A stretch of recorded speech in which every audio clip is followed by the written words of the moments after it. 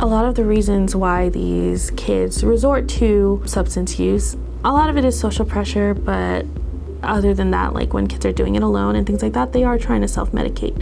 There are some things there that they're trying to treat that they don't know how to get it treated or know how to verbalize it, don't even know what they're experiencing. I'm Paula Martin. I'm a nurse practitioner at Neuro Wellness Spa, and I specialize with adolescents. A lot of teens resort to substances to treat their anxiety, not knowing that often more than not, like it can worsen it and it's just a temporary fix rather than really identifying the root of everything. They don't know what anxiety is. They can't identify what depression is. They can't find the words. So it's like very big on like teaching them like what are feeling words or trying to identify the emotions that they struggle with. For example, someone who is hyperactive type ADHD and has substance use, when asked like, well, why are you using, for example, marijuana?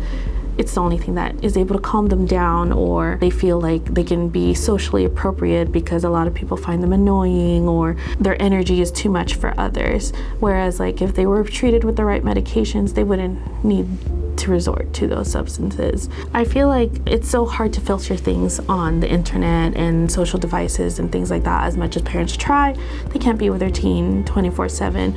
As much as you try to block things, like there's different ways to go around it, and you're exposed to multiple avenues of one, finding out what kind of different substances are out there, and two, how to access them, and three, like people now are like able to get it through Instagram, Snapchat, all of that.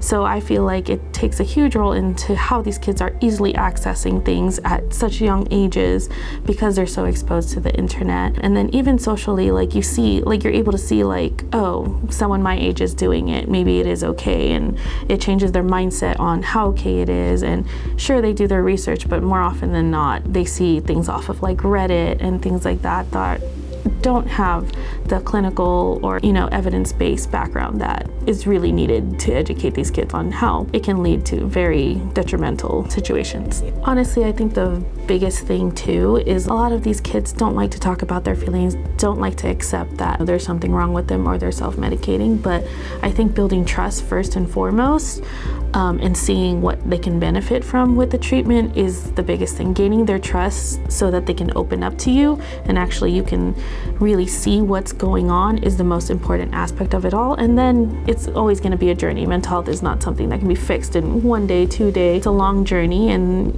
giving them that buy-in to participate in that journey. If you're a parent or teen and you're worried about your child's mental health or your own, please come to Neuro Wellness Spa. We're always here to help.